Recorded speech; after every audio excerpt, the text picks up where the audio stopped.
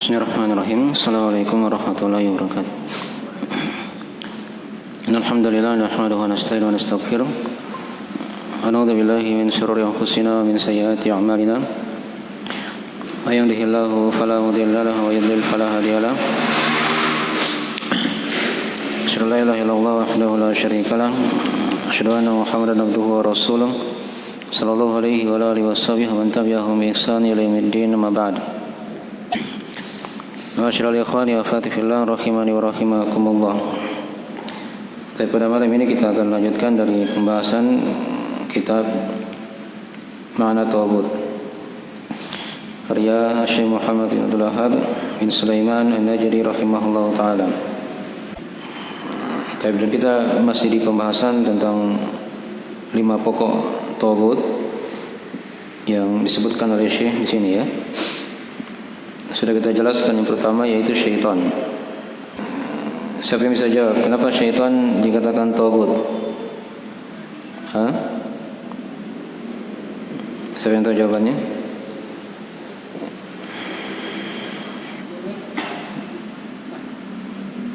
Ya, kenapa syaitan dikatakan tauhid? Ada yang tahu? Ya, karena syaitan mengajak manusia untuk menyembah dirinya kan? Ya. Jadi siapa yang disembah selain Allah dan dia ridha. Ya. Masuk di situ syaitan, iblis, dan juga manusia. Nah. Seperti Fir'aun yang sudah kita terangkan ya, dari tauhid semuanya. Baik. Dan sudah kita jelaskan dari langkah-langkah syaitan dalam menyesatkan manusia. Jadi kalau syaitan tidak bisa menjerumuskan manusia dalam kesyirikan, maka dia cari cara yang lain, itu dia jerumuskan dalam bid'ah. Kalau tidak bisa dalam bid'ah, dijerumuskan dalam dosa-dosa besar. Kalau tidak bisa juga dijerumuskan dalam dosa-dosa kecil. Kalau tidak bisa juga dijerumuskan dalam hal-hal yang makruh. Kalau tidak bisa juga, dia cari jalan lain lagi, dibuat dia lalai hamba itu pada perkara-perkara yang mubah, ya, sehingga dia terlalaikan dari hal-hal yang disyariatkan oleh Allah, yang diwajibkan, yang sunahkan. Nah, kalau tidak bisa juga, maka dia jerumuskan manusia dalam mencari hal-hal yang tidak lebih utama daripada yang lebih utama dari amalan-amalan soleh. Ya. Kalau tidak bisa juga, maka dia kerahkan bala tentaranya untuk ya menyerang hamba itu. Nah, dari bala tentara syaitan dari kalangan jin dan manusia.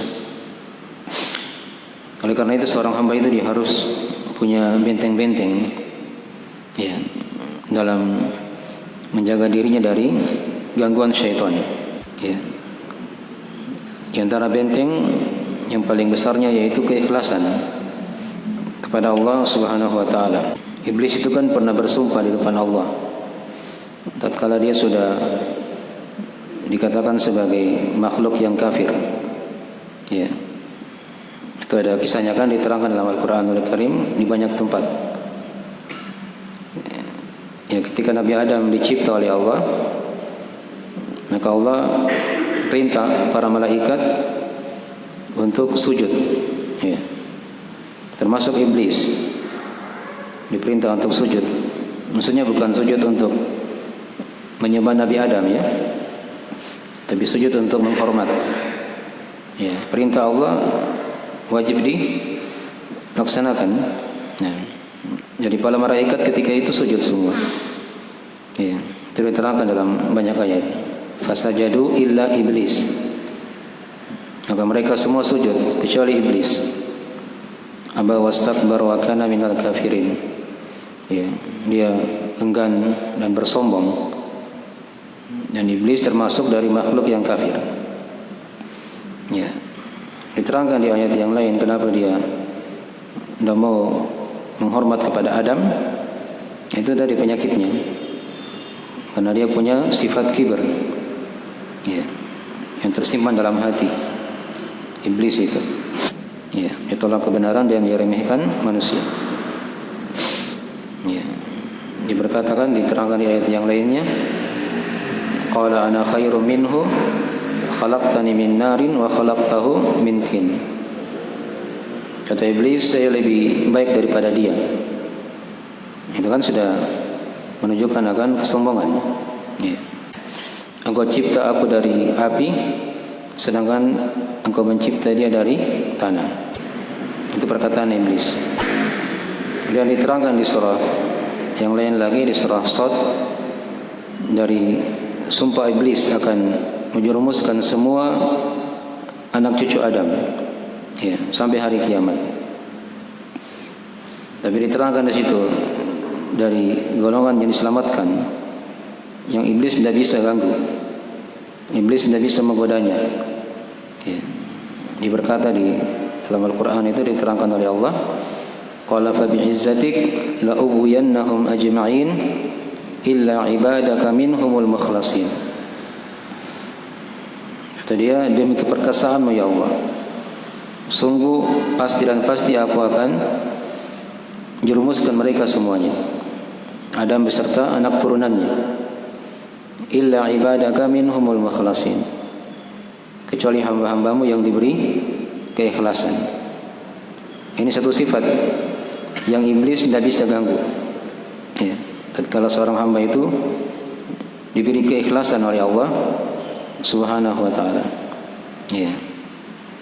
Perhatikan Nabi Yusuf alaihissalam, ketika dia digoda oleh istri raja itu kan di Mesir, ya. Diterangkan bagaimana dari tipu muslihat, ya, tutup semua pintu, tidak ada orang di rumah, dan seterusnya. Kemudian dia panggil Nabi Yusuf alaihissalam untuk berbuat kekejian. Nabi Yusuf, ya, beliau awalnya sudah berhasrat juga, karena terlihat dari tabiat manusia seperti itu, ya. Tapi diterangkan oleh Allah, ya, andai kata beliau tidak melihat dari tanda-tanda ayat-ayat Allah, ya, maka beliau tidak akan selamat. Maka diterangkan di akhir kisah itu, ketika dia telah selamat dari godaan, ya, perempuan itu, maka dikatakan, kadzalika linasrifa anhu as-su'a wal fahsya innahu min ibadinal mukhlasin. Kata Allah, demikianlah, ya, kami palingkan Nabi Yusuf itu dari kejelekan dan kekejian, karena sungguhnya dia dari hamba-hamba kami yang diberi keikhlasan. Ya, beliau selamat dengan satu sifat itu, ya, sifat keikhlasan. Dan hamba-hamba yang ikhlas itu diterangkan dalam Al-Quran Al-Karim dengan banyak sifat dari sifat-sifat mereka, ya. Kadang disifatkan mereka punya ketakwaan kepada Allah, ya. Mereka menjadi orang-orang yang bertauhid.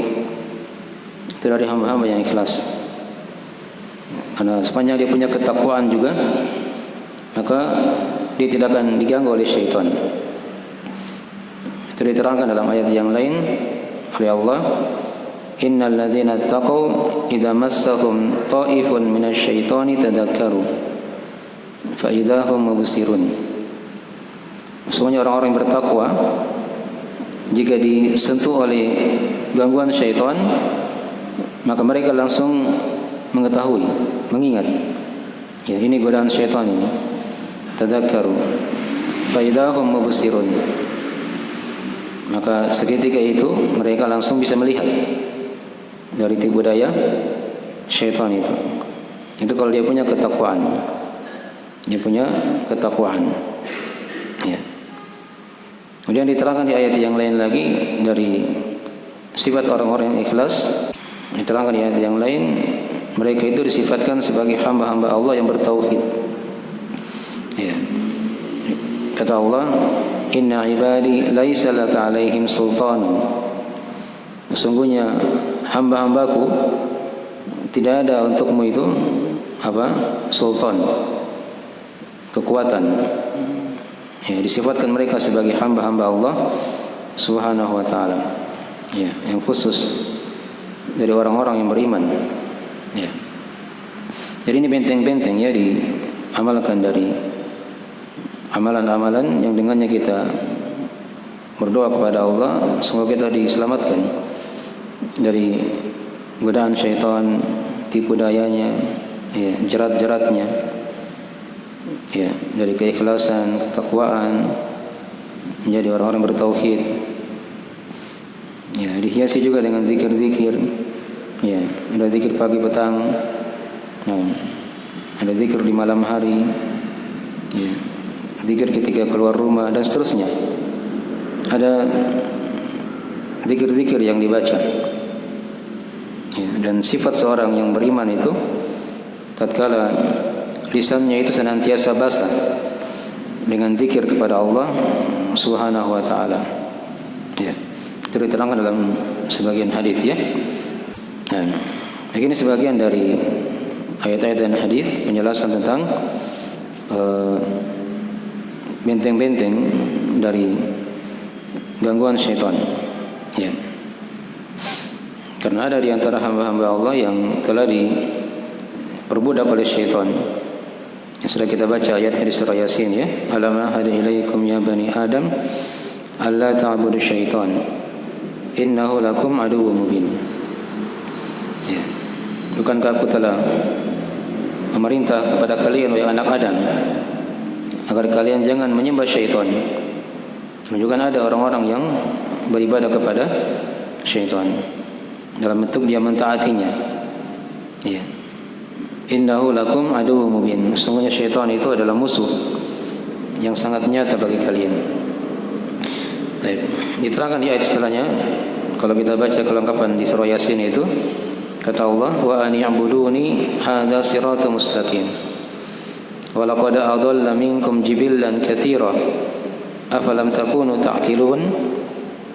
Kata Allah, dan hendaknya kalian hanya menyembahku. Ini jalan yang lurus. Jadi diterangkan jalan yang lurus itu tatkala seorang dia beribadah kepada Allah. Ya. Walaqad adalla minkum jibillan katsira afalam takunu ta'qilun. Ya. Dan sungguh syaitan itu telah menyesatkan sebagian besar di antara kalian. Ya, tidakkah kalian berakal dengannya? Jadi sudah banyak kita baca, kita lihat dari orang-orang yang disesatkan oleh syaitan. Ya. Mereka mati dalam kekafiran misalnya, dalam kemunafikan, dalam dosa dan maksiat. Ya. Hendaknya kita berakal dengannya, kita jadikan pelajaran. Mungkin dari sifat hamba-hamba Allah yang diharapkan bisa diselamatkan dari gangguan syaitan. Dan kemudian kita masuk di tagut yang kedua. Kata beliau rahimahullah taala, "Watsani al-hakimul jairu al-mughayyiru li ahkamillahi ta'ala."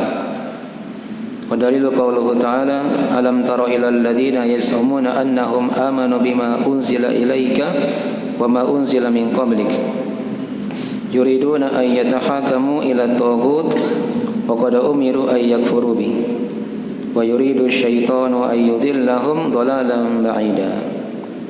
Ini surah An-Nisa ya, ayat ke-60. Ya, di buku panduannya di halaman 50 situ ya, di diktatnya. Ada juga di PDF di halaman 7 ya, kalau di PDF. Baik. Kata Syekh Al-Thani, yang kedua, maksudnya dari pokok taghut, al-hakimul jair. Ya. Hakim yang sewenang-wenang. Al-mughayyiru li ahkamillahi ta'ala. Yang merubah hukum-hukum Allah Ta'ala. Ya. Wa dalilu qauluhu ta'ala, dalilnya adalah firman Allah Ta'ala, "Lam tara ilal ladzina yas'umuna annahum amanu bima unzila ilaika wa ma unzila min qablik." Ya. Tidakkah engkau telah memperhatikan wahai Muhammad kepada orang-orang yang menyangka bahwasanya mereka telah beriman pada apa yang diturunkan kepadamu dan beriman kepada apa yang diturunkan kepada orang sebelummu dari para nabi dan rasul, ya. Yuriduna ayyatahakamu ila taghut. Mereka ingin berhukum kepada taghut. Wa qad umiru ay yakfuru bi. Padahal mereka telah diperintah oleh Allah untuk mengkafiri taghut itu. Wa yuridu syaitanu ay yudillahum dhalalan ba'ida. Dan syaitan ingin menyesatkan mereka, ya, dengan penyesatan yang sejauh-jauhnya. Nah, baik. Jadi ini pokok taghut yang kedua, yaitu hakim yang sewenang-wenang, yang merubah hukum-hukum Allah Subhanahu wa taala. Ya. Jadi kalimat hakim di sini masuk dia hakim yang sudah kita maklumi, ya, di pengadilan misalnya. Ya. Masuk juga di sini kata para ulama, para penguasa, ya, yang merubah hukum Allah Subhanahu wa taala. Ya. Jadi kalau misalnya di sebuah negara, di sebuah negeri sudah ada hukum Allah dan Rasulnya di situ, Al-Quran dan Sunnah yang diterapkan, ya. Kemudian datang misalnya hakim, ya, yang merubah hukum itu masuk yang dibahas di sini. Maka dia bagian dari apa? Taghut. Perhatikan, ya, seperti itu kondisinya. Jadi ada sebuah negara, negeri yang sudah menerapkan hukum Islam, misalnya kan, Al-Quran dan Sunnah. Datang misalnya hakim atau pemerintah, penguasa, dia rubah, ya, hukum negara itu. Yang tadinya Al-Quran dan Sunnah dia rubah menjadi apa? Hukum-hukum yang lain, ya, selain Allah. Maka hakim yang seperti ini, penguasa yang seperti ini, itu dihukumi sebagai apa? Taghut, dan hukumnya kafir. Hukumnya apa? Kafir. Karena dia telah merubah hukum Allah Subhanahu wa taala. Ya. Baik. Itu bentuk yang diterangkannya oleh para ulama dalam masalah ini. Ya. Adapun kalau misalnya di negeri itu sudah berjalan hukum dari masa dahulu, ya, datang penguasa setelahnya, ya, dia tidak bisa merubah. Dia hanya tinggal ikut kepada hukum yang berlaku di situ, ya, selain hukum Allah, maka itu tidak dikatakan taghut. Itu tidak dikatakan sebagai apa? Taghut. Jadi dibedakan kondisinya, ya. Lihat seperti negara kita kan. Negara kita kan dasar hukumnya apa? Pancasila kan, Undang-Undang Dasar 45, kan begitu, ya. Itu sudah ada dari masa dahulu, dan itu sudah mengakar di tubuh rakyat Indonesia. Nah, kalau ada yang merubah misalnya dia ganti menjadi Al-Quran dan Sunnah, itu belum ada sejarahnya dari pemerintah atau penguasa atau hakim yang mau ingin terapkan itu. Jadi kalau berganti misalnya penguasa yang baru atau hakim di pengadilan misalnya, dia berhukum dengan hukum itu, sudah berjalan, ya, dia tinggal ikut saja. Dia merubah juga tidak bisa, ya. Maka ini lain lagi masalahnya. Itu lain lagi masalahnya, ya. Itu bukan dikatakan sebagai apa? Sebagai taghut. Sekarang kita lihat dari ayat yang beliau bawakan di sini, ya. Ya, ayat ini ada sebab turunnya, ya, diterangkan oleh para ulama. Ya. Ayat di surah An-Nisa, ya, ayat ke-60. Saya bacakan dari penafsiran ayat, ya, supaya lebih jelas kita pahami ayat yang diterangkan oleh Syekh rahimahullah taala di sini. Ya, ayat ini turun diterangkan oleh para ulama, ada sebab turunnya, ya. Nah, dikisahkan di masa dahulu kala itu ada dua orang yang berselisih. Satu dari orang munafik dari suku Al-Ansar di Madinah, dan satunya dari orang Yahudi. Dari orang Yahudi. Ya, ada masalah ya, diperselisihkan antara mereka berdua.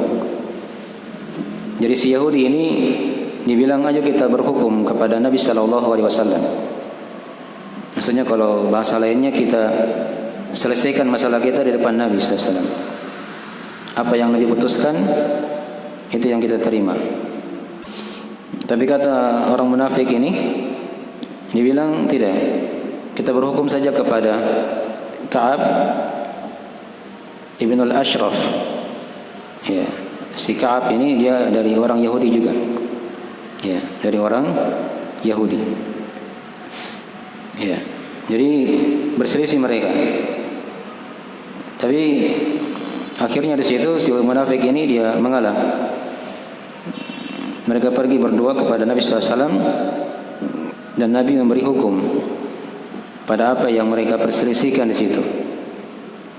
Ya, tapi si munafik tidak menerima dari keputusan Nabi SAW. Si munafik tidak menerima dari keputusan Nabi SAW. Dia tidak terima. Ya, tidak puas, mereka pergi lagi kepada Umar Ibn al-Khattab. Ya, diceritakan masalahnya.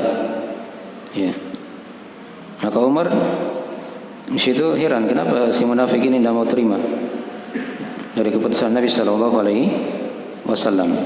Maka kata Umar apa? Ya, tunggu di sini ya, saya masuk dulu di rumah. Umar masuk di rumah, dia asap pedangnya. Ya, dia keluar, dia tebas leher siapa? Si munafik ini. Ya, kata dia, ini balasan bagi orang-orang yang tidak mau menerima dari hukum yang Nabi SAW apa? Berikan. Ya. Baik, itu sebab turunnya ayat ini ya. Maka dikatakan dalam Al-Quran, alam tara ilal ladina yazumuna annahum amanu bima unzila ilaika wa ma unzila min qablik. Tidakkah engkau melihat Muhammad kepada orang-orang yang menyangka bahwasanya mereka telah beriman pada apa yang diturunkan kepadamu. Ini maksudnya orang munafik tadi ya. Dan apa yang diturunkan pada orang-orang sebelummu. Yuriduna ayyatahakamu ila taghut. Ya, mereka ingin berhukum kepada taghut. Ini tadi taghut di antara penafsirannya si orang Yahudi tadi itu. Ya, yang bernama Ka'ab Ibn al-Ashraf. Orang Yahudi ya. Ya, walaupun di sini ada penafsiran-penafsiran yang lain lagi ya, diterangkan oleh para ulama. Ada yang mengatakan taghut di sini yaitu syaitan. Ya, ada juga yang mengatakan taghut di sini adalah hukum selain hukum Allah, dari hukum-hukum jahiliyah. Dan ada juga yang mengatakan taghut di sini yaitu dukun. Ya, mereka ingin berhukum kepada dukun. Nah, itu dari penafsiran-penafsiran ayat yang dibawakan oleh penulis di sini. Ya, yang jelas mereka ingin berhukum kepada selain hukum Allah Subhanahu wa taala. Ya. Dikatakan di situ yuriduna ayyatahakamu ila taghut. Wa qad umiru ay yakfuru bih.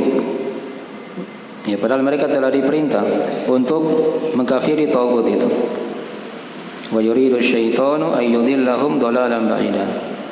Dan syaitan ingin menyesatkan mereka dengan kesesatan yang sangat jauh. Ini juga diantara dari langkah-langkah syaitan ya. Ya, mengantar manusia untuk berhukum kepada taghut.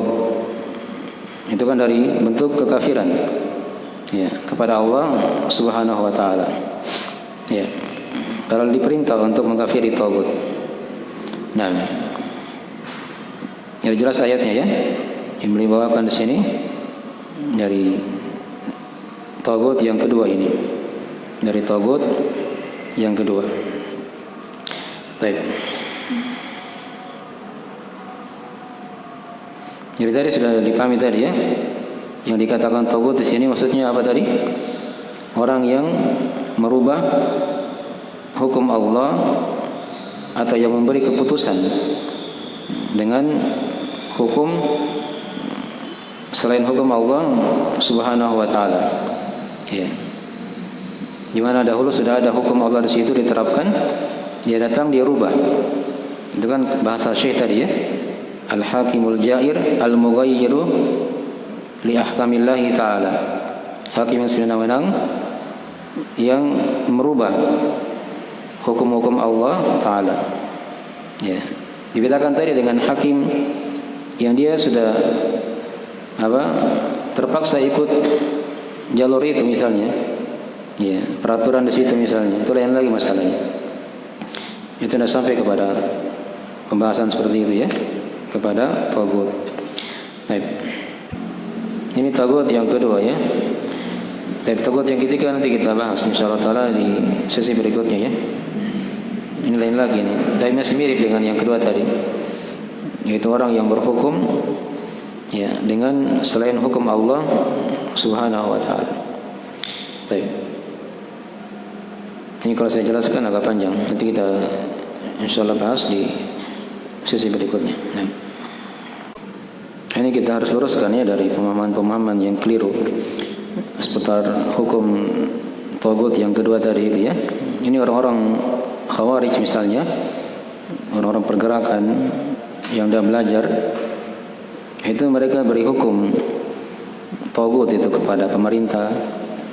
Indonesia itu kan dibilang tagut. Ya. Presidennya, hakim-hakimnya itu dibilang tagut, gitu ya. Itu kata mereka. Itu kalau mereka tidak belajar pembahasan seperti ini, sudah dikhawatirkan bisa mengkafirkan nanti ya sembarang orang ya. Dan hati-hati ya kalau seorang dia kafirkan orang itu berbahaya ya. Nabi kan terangkan dalam hadis itu ya, siapa yang berkata kepada saudaranya wahai kafir, maka kalimat ini akan dipikul oleh salah seorang di antara keduanya. Kalau betul mungkin tidak ada masalah, tapi kalau misalnya tidak betul, maka kalimat ini akan kembali sama dia. Ya, akan kembali kepada dia. Yang memanggil saudaranya itu wahai apa? Wahai kafir.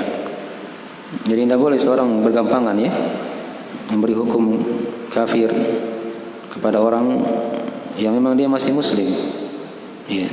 Jadi dibedakan tadi ya kondisi negara kita. Ini hukum sudah berjalan dari zaman penjajahan dahulu. Ya, tidak bisa dirubah. Mungkin ada yang merubahnya sedikit-sedikit. Ya, tapi masih ada dasarnya di situ kan. Ya, tidak bisa dirubah. Ya, jelas ya. Datang pemerintah yang baru atau hakim yang baru, mereka tidak bisa apa-apa. Coba kalau mau otak-atik itu undang-undang dasar 45, ya, bisa kacau nanti negara, bisa kacau negara kan? Ya, jadi itu sudah berjalan. Jadi mereka tidak masuk di pembahasan saya tadi ya, yang dikatakan sebagai tagut.